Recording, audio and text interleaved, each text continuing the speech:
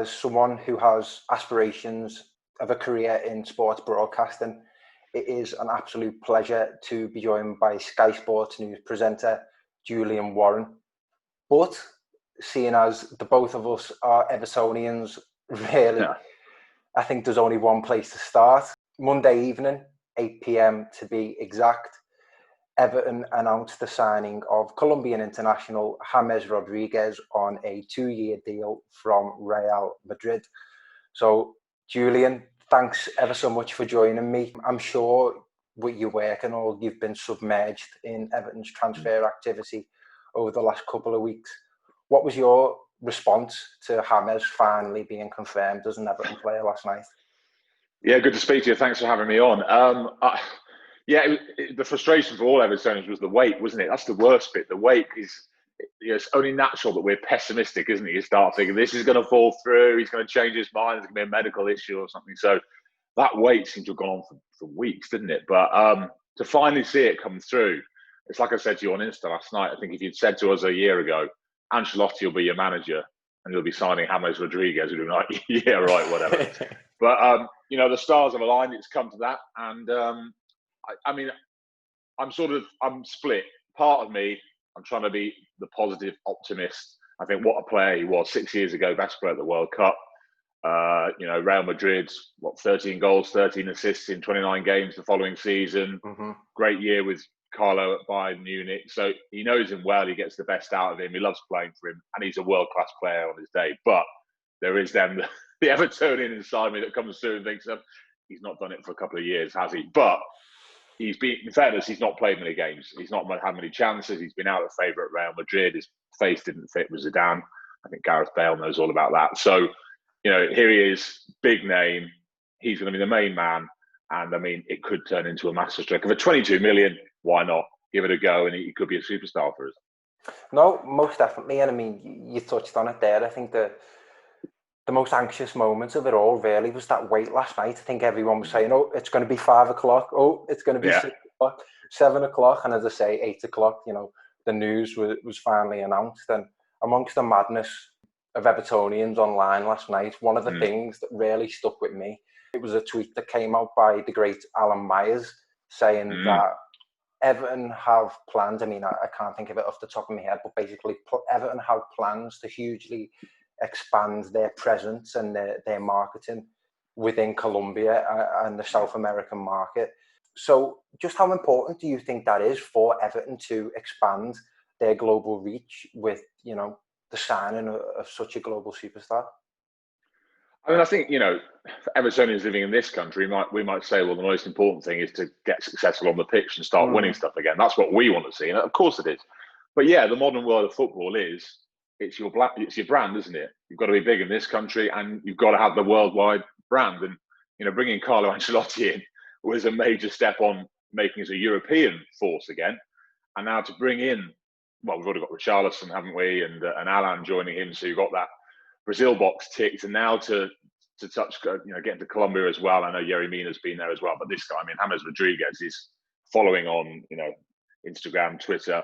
It's massive, isn't it? And he's one of the biggest global sports stars, I think. So it is important. And, but I just think it's a long way. It's a big project. We're a long way from being, a worldwide footballing force. I think until we have success on the pitch, for me, that comes later. But of course, having a player like him can only help. And the extra finances it will bring in, interest from abroad, it's a positive. But my primary goal is seeing us win matches on the pitch, seeing James star and start winning trophies again. Yeah. You're raising an excellent point there. And I suppose, as I say, someone who's 22 years of age and never seen us win silverware, for us to be, still one of the most successful clubs in the country, and not won something for so long, that certainly should take precedence. But as you say there, you touched on his social reach, and I looked into it last night. I think he's got approaching 50 million Instagram followers across all platforms. I think it's 95 to 100 million,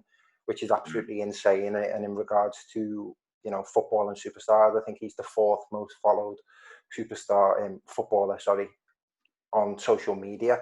So just on that, I was talking with, Evertonian friends last night, and I put the question to them, really, is this the biggest signing that we've seen in our lifetime? Obviously it is, in terms of a player with a social reach, such as James. In your time of following Everton, obviously, you've supported the club for all your life. Have you any other sort of huge stars that spring to mind when looking back? And do you think this is the biggest of them all? Do you know, I was thinking before, I can't think of a bigger name that we've signed. I can't remember another one. I'll tell you what, speaking to you before we came on and you talked about struggling to sleep last night, the only one that I can remember in my lifetime that had a similar impact on me was when we brought in Andre Kanchelskis. And I was just blown away by that signing. I was so excited. It just blew my mind because, seeing him playing for Man United, tearing down the wing, scoring goals, pinpoint crosses. That was the last time I thought, wow, I can't believe we've got this guy. And obviously he did a great job for a few years for us and was in the 95 team and all the rest of it. So Kanchelskis was the last one I remember that really got me thinking we brought in a superstar here. But no, I think James, you cannot argue. I mean, have we had a World Cup Golden Boot winner signed for us in the last 20, 30 years? Gary Lineker wasn't he? Since Lineker. Yeah, I guess Lineker, yeah. But I mean, it's been that long, isn't it? So certainly I've been supporting Everton since I was 8, so 30 mumble years. So I think it's the biggest signing, the biggest name, certainly. Not the biggest fee, of course, but the biggest name. Yeah, of course. And for me, really, I mean, I grew up obviously watching. I think the team that attracted me most to football, Everton aside, obviously, I think it was around the 2006 Barcelona team. So under Frank Rijkaard, and we did end up signing Sammy Walletto.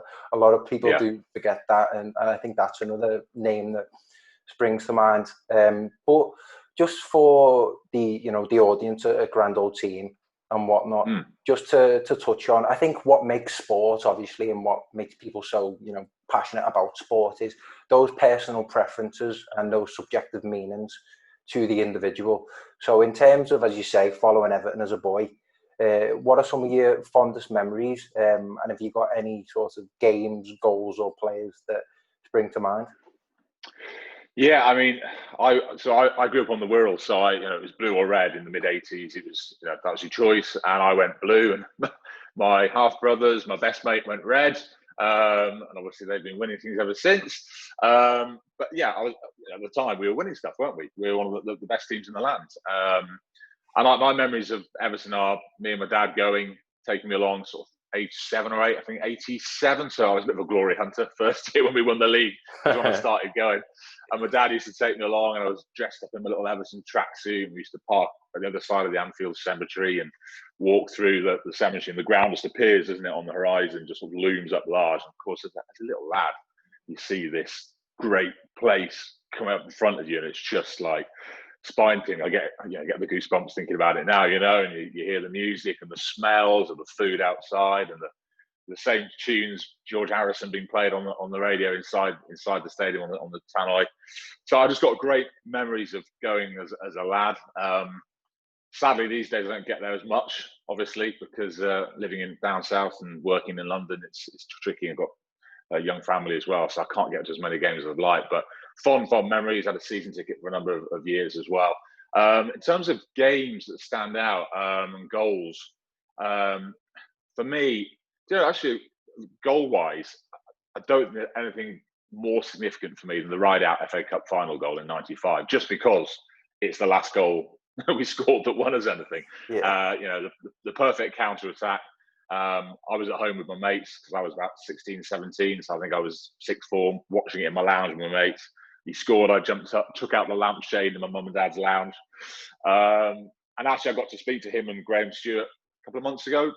Did a feature for Sky Sports about 25 years since our last trophy. And they were very good to speak to me about that. And Rideout says, he still dines out on it now, biggest goal he ever scored. And he works in America, but he says, young lads who he coaches come in with their phones and YouTube going, was this you? Was this you? But that was such a big goal, wasn't it? That for me really stands out as the last moment when, being an Evertonian, we could say, yeah, we're winning stuff again. And sadly, we're still waiting for another moment like that. But hopefully it's not far away now. Yeah, I mean, you'd like to think so with, signings such as these. You would really like to think that the tides are turning. And on Everton note too, obviously there you talk to some of that squad that won the FA Cup in '95, Graham Stewart, Paul Rideout. Are there any interviews over your time that really, stick to memory with Everton stars? I mean, not specific interviews, but certainly I still pinch myself now that, doing the job I do at Sky and working on Soccer Special, some of the guests I have on, Tony Cottee, legend for me. I was there as a 10-year-old the day he scored a hat-trick on his debut against Newcastle. That was one of my first games again. Went with my dad. This new guy had signed for us, didn't know a lot about him, and he banged in a hat-trick. And many years later, he's on my panel, and having a drink afterwards. And you're just like, wow, I was cheering this guy's name from the stands when I was a 10-year-old, and here I am working with him. And the other one is Graham Sharp, the one and only, the legend that is Graham Sharp. We had him on Soccer Specials, and again, an absolute legend of a man, and one of the nicest guys you'll meet as well. I think yourself, and having him on Soccer Special, and eventually played in a Soccer Saturday golf day, Christmas golf day with him against Ray Houghton and Phil Thompson for Liverpool, and we combined to beat them, which was a nice Merseyside derby win. So I haven't had one of them in a while. No, exactly. Only on the golf course. In fact, Sharpie did all the winning of the points. It was just I just stood there and hacked around really. But so I think that's, for me, that's what's so special about doing my job, that I'm working alongside guys I used to idolise, and now you treat them as colleagues and friends even. And whenever I see Graham back at Goodison, along with Graham Stewart and all the other guys, everyone's so friendly and welcoming. That's Everton for you, isn't it? Fantastic. That's really great to hear. And I mean, we talked a little bit about him just shortly before recording. It's hard not to mention him when you're talking about Everton Football Club at the moment, and it certainly seems to be the first talking point for anyone outside of the Everton bubble when looking at Everton at the present moment. But the coup of Carlo Ancelotti, obviously, it's attributed the entire reason why we are attracting the likes of Alan from Napoli and James Rodriguez from Real Madrid. What have you made to his life starting as Everton manager? And I'd just like to ask, obviously, you have experienced a fair bit. What do you think differentiates him and makes him different from Everton managers of the past? Oh, that's a big question, isn't it? Great question. I guess if you look at the managers we've had recently, certainly, Marco Silva, new, pretty unproven. Roberto Martinez, he'd had the cup win and he with Wigan, but was still looking to establish himself. Going further back than that, Koeman, yes, he was a name, but you could argue still on the biggest of stages had to prove it as a coach, and obviously he's going to try and do that at Barcelona now. But Carlo Ancelotti has been there, worn every single T-shirt you can wear, and has got a CV pretty much unrivaled in the game. I mean, apart from Sir Alex, Mourinho, maybe Pep, I don't think you can. There's no one else that you can hold up a CV next to his and say it's anything like it. So for me, that's the big difference. I just wish we'd had him in a bit earlier, but obviously the way things have worked out, we wouldn't have had him a few years earlier. Now is the time.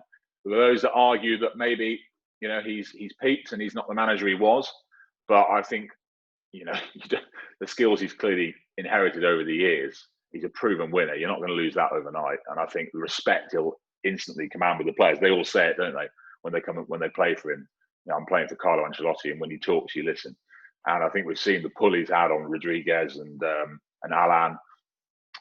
He's just got that charisma. He's got the CV, and he's obviously a great coach as well. But I just think the stature of the man is the difference, I think, for us, and that is what I think our club needed, just to remind people who we are.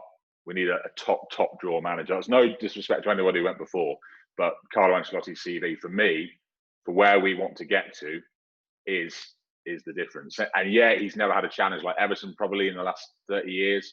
He normally goes into clubs that are successful and are winning things and just tinkers and puts his arm around everybody and they go on and win more. But I think this challenge seems to suit him. He seems up for it. He seems up to making his mark. And I think just give him a couple of years. The signings we're seeing, I was worried he might not get the finance because of the difficulties at the moment that maybe some of his predecessors got. But from the signings he's making, I think we can dare to dream. Most definitely, and I think you hit the nail on the head there. It's exactly what the club needed. A manager of that stature, somebody who commands respect for the group of players that I don't think anyone would be too far wrong to say they haven't lived up to what had been expected of them over the past several years. For somebody like him to come into Goodison Park and put his stamp on things, we're obviously seeing that now with the recruitment. They are certainly players that have worked under him before and have really excelled under his coaching. And it looks now finally that we've got that balance correct between director of football and manager. Obviously, full compliments go to Marcel Brands and the business that he's been able to do with the reported figures on the deals. And I mean, Jules, you talked about it earlier, but this coming season, are we optimistic, or is the pessimist Evertonian still at surface level, ready to accept, the struggles of what have been the past couple of years? I mean, if we're not pushing for 7th this season, there's something wrong, isn't there? No, I joke. The problem is, I look back to the final 2 months of last season, and this is the one downside about Ancelotti so far. I think he came in at a difficult time. Duncan steadied the ship. It's been a difficult season. COVID came. You almost have to write off last season, but I can't help but think back to some of those performances at the end of last season. I think we've got to go a long way to come from there to where we want to be. But as I say, if I'm positive and write that off as just an exceptional season for all the wrong reasons, we start afresh now. He's sorted that midfield out. Once Decore hopefully comes in later today as we're speaking, he's sorted that midfield out. I'm excited by Richarlison and Calvert-Lewin, and I think Keane might get a few more games this season. I think we might start to see what we paid the money for him. I think he showed a few touches in a few of the last games for me to be excited about Moise Keane again. And then at the back, I think we're pretty solid there. I think we could do with the right back challenge for Seamus and cover at left back. And yeah, you could argue a better goalkeeper to push Jordan all the way. But I think the midfield was where we needed to sort out. He's done that.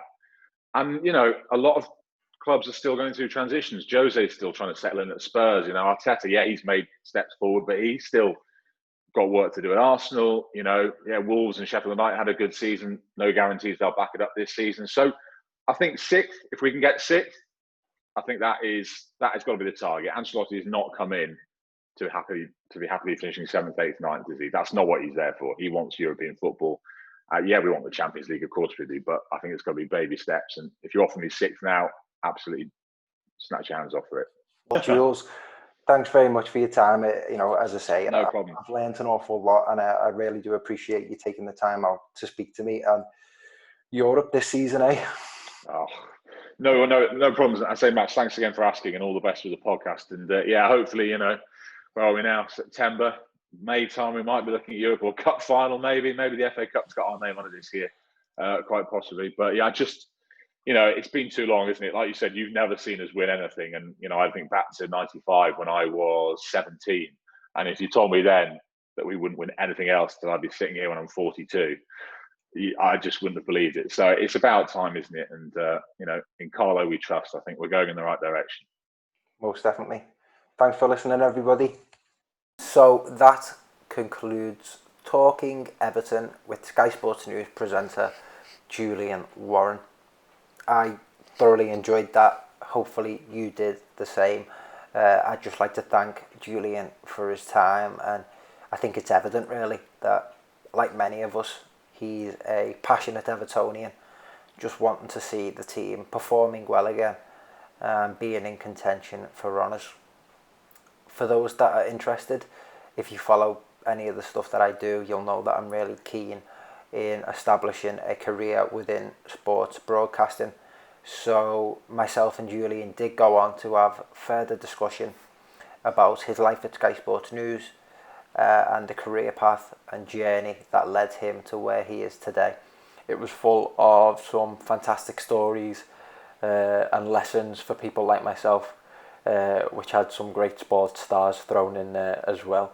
I'm sure people will be keen to check them out. So if you want to give that a listen or a watch, you can check it out on the Carlisle podcast, which is my own independent platform.